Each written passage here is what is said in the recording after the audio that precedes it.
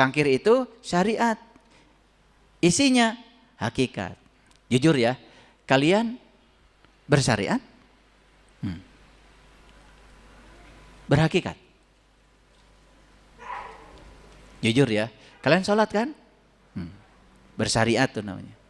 Tahu hakikatnya sholat.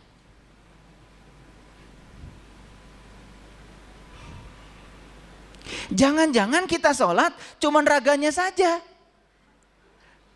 Berarti selama ini kita sholat cangkir isi atau cangkir kosong? Pantesan buku amalnya nggak nambah-nambah, kan cangkirnya kosong, nggak dicatat. Betul nggak? Iya. Sederhana kok di Quran. Aqimis sholata li zikri, dirikanlah sholat untuk mengingatku. Kalau orang yang waras kan langsung mikir, bagaimana saya bisa mengingat dia kalau saya nggak tahu dan kenal pada dia? Kan gitu? Kan Nabi Muhammad juga tidak sholat dulu kan? Kan Isra Mi'raj dulu. Ketemu dulu baru nyembah. Pantas beliau ingat sama Allah, kan udah ketemu. Kan itu yang diajarkan Nabi. Lah kalian ngikutin siapa? Ngikutin katanya lagi. Betul nggak? Cangkir kosong. Makanya jangan tertipu oleh cangkir kosong ya. Makanya mohon maaf, saya bukan merendahkan ya. Saya percaya kalian itu sholatnya bahkan rakaatnya mungkin lebih banyak daripada para nabi, para rasul. Bayangkan ya, Nabi Muhammad aja baru sholat setelah Isra Mi'raj. Usia beliau itu saat itu sekitar 40-45 diperkirakan begitu. Kan berarti beliau baru mulai sholat umur 45 tahun. Beliau meninggal umur 62 tahun, 63. Dalam durasi itu beliau sholat. Kalian itu dari kecil. Gak kebayang ya itu tebalnya buku amalnya ya kali ya. Luar biasa. Kosong ya ibu. Jujur ya. Tapi cangkirnya kosong. Ternyata tidak ada isinya. Ya, makanya bersyariat itu harus berhakikat. Nih contoh. Kalian pergi ke Mekah nih. Muter tuh 7 putaran di Ka'bah. Suruh muter, muter aja. Ditanya. Ya, kenapa muter bu? Kan disuruh pembimbing juga muter. Kenapa 7 bu? Kan disuruhnya juga 7. Ya kan? Kenapa mulainya dari Hajar Aswad? Kan disuruhnya juga dari sini. Tanya pembimbingnya, Pak kenapa? Ya, saya muternya 7. Dari sananya juga 7 bu. Betul nggak? Nah, tetapi lucunya itu yang kayak gini-gini merasa seakan-akan sedang mengisi cangkir kosong. Padahal dia juga cangkir kosong. Kan gak ngerti. Padahal di balik angka 7 itu luar biasa. Sampai di Quran diabadikan. Wabanaina fauqakum sab'an sidada. Aku telah menciptakan di atas kamu 7 lubang yang sangat kokoh. Sampai Allah mengatakan ya. Aku telah menciptakan sab'atoroik. Itu di Quran surat Al-Mu'minun. Aku telah menciptakan 7 jalan. Tanya itu, kenapa angka 7 di Quran diulang-ulang? Bahkan surat Al-Fatihah pun 7 ayat. Bahkan langit pun 7 lapis. Bahkan bumi pun 7 lapis. Cari hakikat di balik angka 7. Begitu kalian menjalankan syariat di sana, tahu hakikatnya. Mantep itu syariatnya. Mulai dari Hajar Aswad. Apa itu Hajar Aswad? Batu hitam. Apa itu batu hitam? Temukan hakikatnya. Apa itu multajam? Temukan hakikatnya. Apa itu pintu Ka'bah? Temukan hakikatnya. Apa itu makom Ibrahim? Temukan hakikatnya. Apa hijir Ismail? Temukan hakikatnya. Apa rukun Yamin? Temukan hakikatnya. Mengapa saya harus berkelilingnya lingkaran bukan kotak? Padahal Ka'bahnya bentuknya kotak. Temukan hakikatnya. Begitu ketemu hakikatnya, mantap itu menjalankan syariat. Nangis kalian pergi ke sana. Gitu nggak waktu kalian umroh? Yang penting sudah foto sama unta. Dipajang di rumah, betul? Nah, jangan-jangan kita selama ini hanya sibuk menuangkan cangkir kosong. Gak ada isinya. Bulak-balik pergi ke sana, bulak-balik terus pergi ke sana. Hanya pamer foto aja. Pergi ke Madinah. Ditanya, kita kegiatan di Madinah apa nih sekarang? Oh, kita akan pergi ke Masjid Quba. Kenapa ke Masjid Quba dulu? Apa artinya Masjid Quba? Apa hakikatnya Quba? Kenapa perjalanan kita di Madinah untuk menuju kota yang bercahaya harus memulai dari Masjid Quba? Habis dari situ kita akan pergi ke Jabal Uhud. Uhud itu Ahad. Kenapa kita harus pergi ke Jabal Uhud?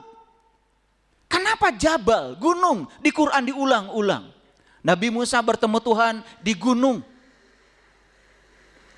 Tuhan bertajali pada Musa di gunung. Apa gunung itu? Pernah gitu nggak nanya? Cangkir kosong.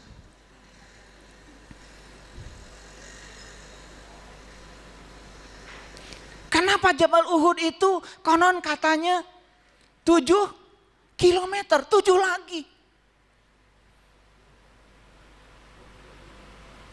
Wih, luar biasa. Dari Jabal Uhud mampir dulu ke pasar kurma. Tambah lupa kalian. Betul nggak? Sibuk aja beli coklat. Udah, tambah terlelap aja. Begitu tanya, tadi apa bu yang dialami di Masjid Quba? Teuing ah. No penting mah kurma. Gining ya, pulang dari sana bawa kurma. Kenapa dari Jabal Uhud? Dari Jabal Uhud kita harus pergi ke Kiblatain. Apa Kiblatain? Mengapa 2 kiblat? Mana kiblat yang pertama, mana kiblat yang kedua? Masuk ke percetakan Al-Quran. Di situ laki-laki boleh masuk, perempuan tidak. Nah, apalagi nih? Nanya nggak kalian? Yakin nggak nanya? Pokoknya nunggu aja di luar sambil belanja roti. Cuman gini aja, laki-laki boleh masuk, perempuan enggak. Itu aja, udah. Karena tidak pernah bertanya. Laki-laki itu siapa di Quran? Oh, ternyata laki-laki itu lambang dari ruhani. Oh, ternyata perempuan lambang dari jasmani. Perjalanan menuju Tuhan, jasmaninya di luar saja. Karena ini adalah perjalanan ruhani, perjalanan spiritual. Semua tuh punya makna. Sayang ya, gak diurai. Baru nyampe di Indonesia, udah merencanakan lagi pergi ke sana. Saya bukan anti kalian pergi ke sana. Tetapi buat apa menjalankan syariat kalau nggak tahu hakikatnya? Buat apa kita punya banyak cangkir kalau semua itu nggak ada isinya? Paham? Oke, baru kita masuk ayat. Ya, coba lihat ini Quran surat An-Naba, surat ke-78 ayat 38. A'udzubillahi minasyaitonirrajim. Bismillahirrahmanirrahim. Yauma yaqumur ruhu wal malaikatu soffan. Pada hari ketika ruh dan malaikat bersaf. Awas, cangkir kosong. Pernah bertanya apa itu ruh? Gak bertanya. Pengen tahu apa itu ruh? Gak pengen tahu. Kenapa Allah meniupkan ruh ke dalam diri saya dan kapan ditiupkan? Pernah tahu? Enggak tahu. Pokoknya membiarkan semua itu menjadi informasi aja. Nih hadirin, saya kasih tahu sedikit. Istilah ruh itu ada ketika bagian dari dirinya Tuhan yang maha terbatas itu ditiupkan ke sini. Bagian dari dirinya yang ditiupkan ke sini ke tubuh yang sempurna itu dalam kitab suci disebut ruh. Clear? Tapi ketika sudah keluar dari sini, kembali ke tempat asalnya, tidak disebut ruh lagi. Contoh, kalian lihat hujan, muncul sebagai tetes-tetes air. Bilangnya apa? Tetes air. Kapan istilah tetes air itu kalian sebutkan? Kan itu sebetulnya asal muasalnya dari laut yang luas tanpa batas. Air itu menguap ke atas menjadi kabut dan turun menjadi tetes-tetes. Dia disebut tetes air ketika sedang menjadi hujan karena sedang terpisah dari lautnya. Karena sedang terpisah dari lautnya disebut tetes air. Coba kalau dia udah menyatu dengan laut. Begitu kalian pergi ke laut, indah ya laut. Lupa bahwa laut itu sebetulnya tetes-tetes yang sudah pulang. Tapi kalian bilang tetes enggak? Oh itu tetes yang kemarin saya lihat di hujan gitu enggak? Enggak. Begitu sudah sampai ke sana namanya bukan tetes lagi, namanya laut, namanya samudra. Allah yang tanpa batas ini dengan cinta kasihnya meniupkan bagian dari dirinya. Fa iza sawaituhu wa nafakhtu fihi min ruhi faqa'u lahu sajidin. Ditiupkan ruhku tuh ke sini. Jadi istilah ruh itu ada pada saat bagian dari dirinya masih diizinkan ada di sini. Clear sampai sini? Ketika sudah keluar dari sini nggak ada istilah ruh. Sama seperti tetes air yang sudah kembali ke laut. Nggak ada tetes air lagi. Yang ada adalah laut. Clear sampai sini? Oke. Lalu Allah itu dengan cinta kasihnya. Beliau mengatakan. Supaya ruh yang aku tiupkan kepadamu itu bisa kamu kenali. Maka kata Allah. Aku manifestasikan ruh itu yang asalnya goib menjadi nur.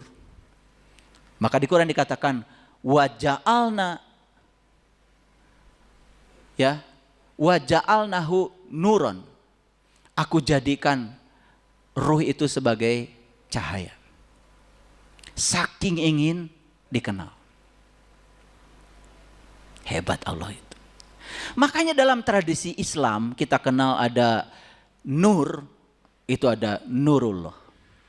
Ada Nur Muhammad, ada Nur Insan.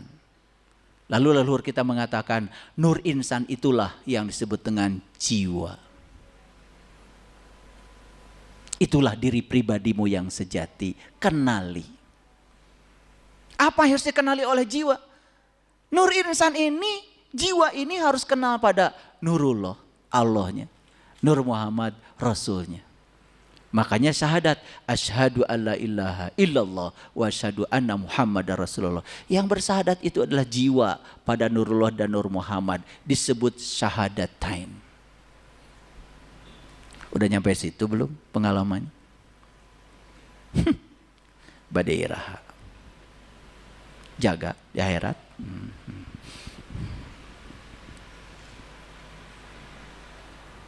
Lanjut. Nah, itu ruh. Jadi ruh itu adalah bagian dari dirinya yang ada di sini. Ada nggak ruh di sini? Ada. Wujudnya apa tadi kata Quran? Nur. Sudah menyaksikannya? Belum. Karunya ting. Badai kamana tuh ibu bapak teh, kayak pami maut teh.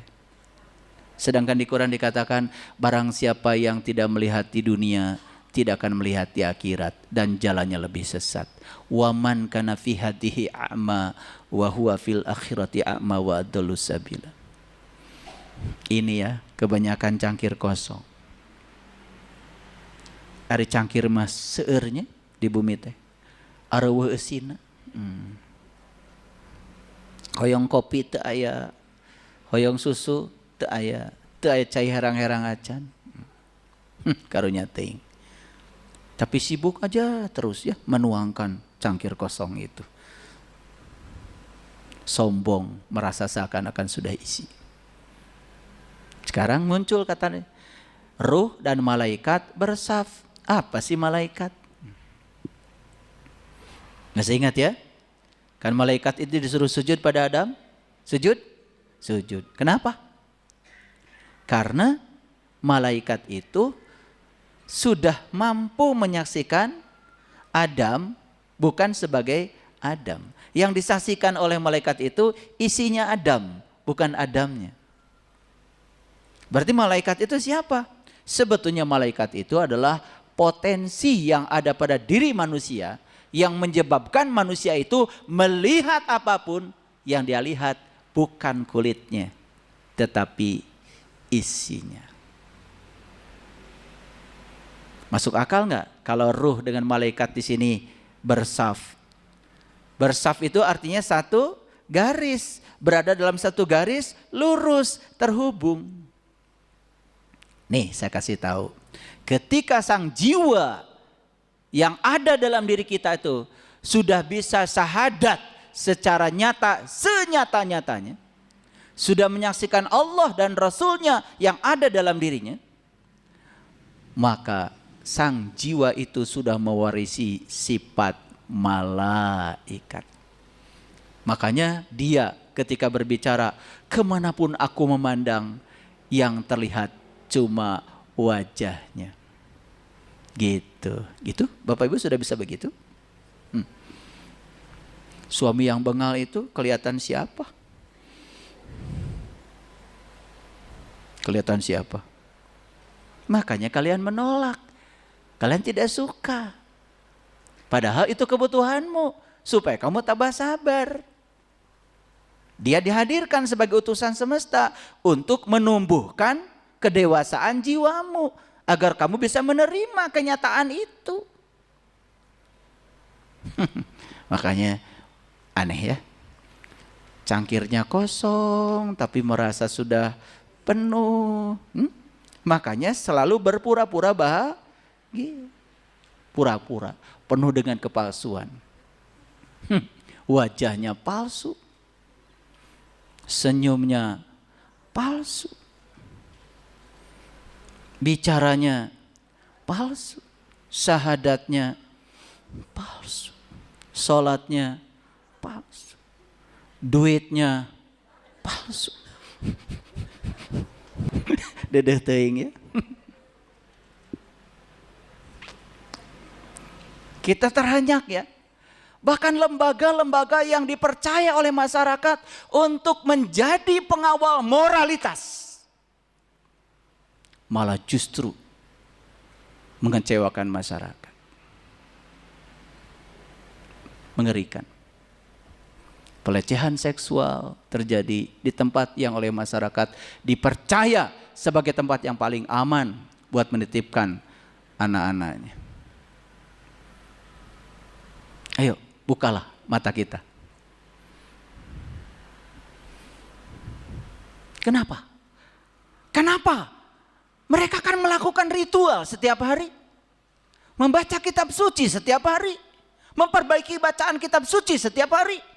Tapi kenapa tidak berdampak pada akhlak? Jangan-jangan hanya sibuk menuangkan cangkir kosong. Saya ketika ditanya kemarin, ya, Ayah, hari Selasa judulnya apa? Sebentar. Saya tuh suka kalau ditanya judul, gak bisa ngarang gitu, gak bisa. Sebentar. Saya cuman duduk sebentar, saya meditasi. Munculnya cangkir kosong. Ya udah, cangkir kosong aja lah. Gitu. Waktu saya bicara judulnya cangkir kosong, saya juga di otak saya nggak tahu saya mau bicara apa. Ya udah, akhirnya saya duduk di depan laptop, kutak ketik. Munculnya ini surat An-Naba 78 ini.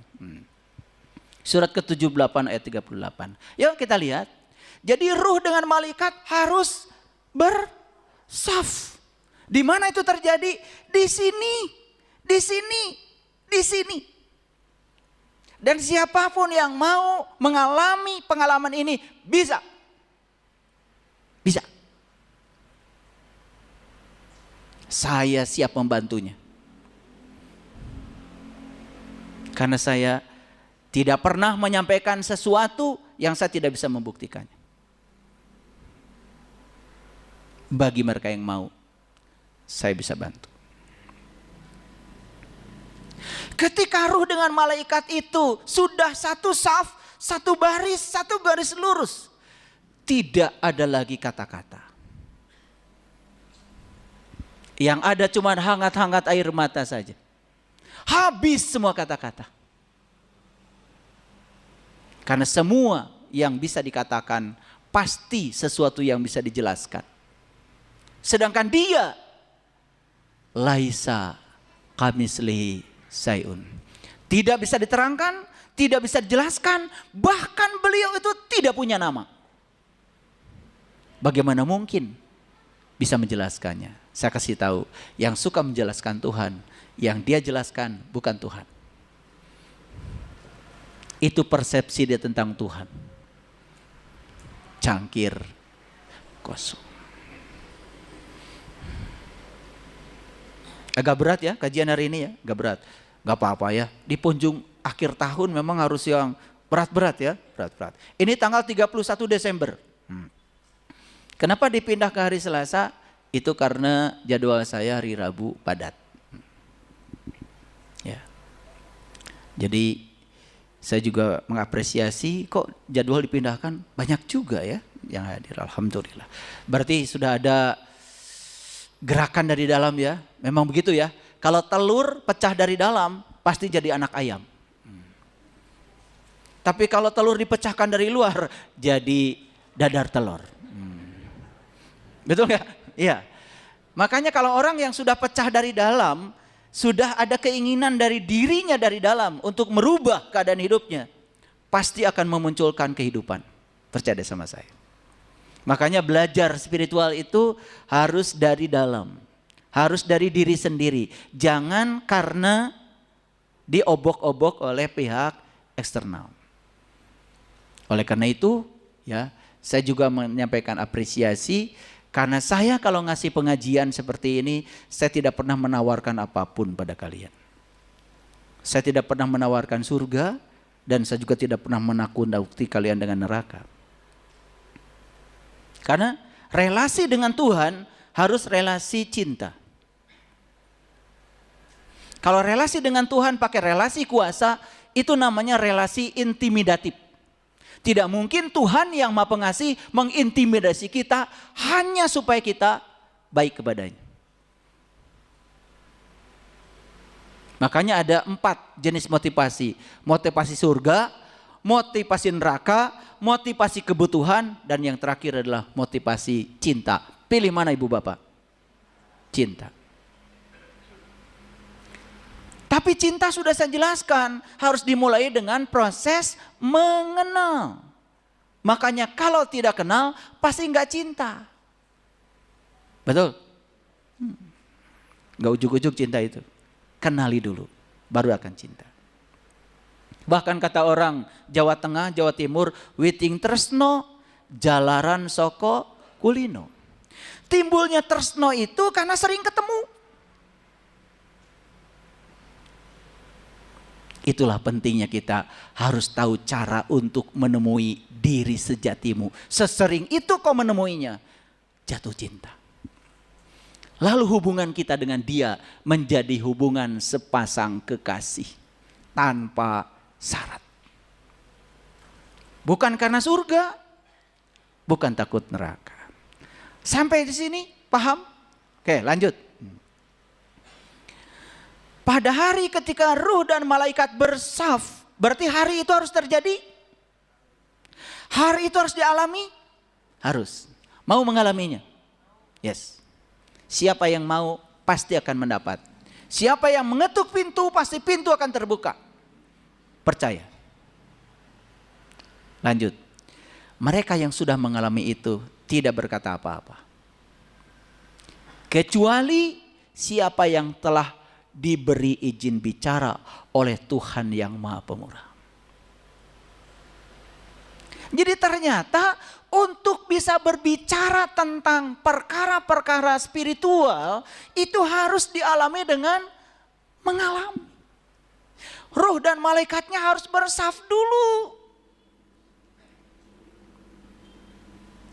Setelah itu baru diberi izin bicara. Izin bicara itu hanya diizinkan untuk mereka yang sudah mengalami dan merasakan secara langsung. Jujur ya, anak kita ketika libur ini dibawa piknik. Karena ibu takut, khawatir nanti anak di sekolah ditanya, libur kemana aja? Ya, gitu. Guru, kalau waras gurunya, pasti akan nyuruh bicara kepada anak. Misalnya, anaknya pergi ke Bali, suruh bicara Bali. Kan gak mungkin suruh cerita Jepang. Betul gak? Setuju ya?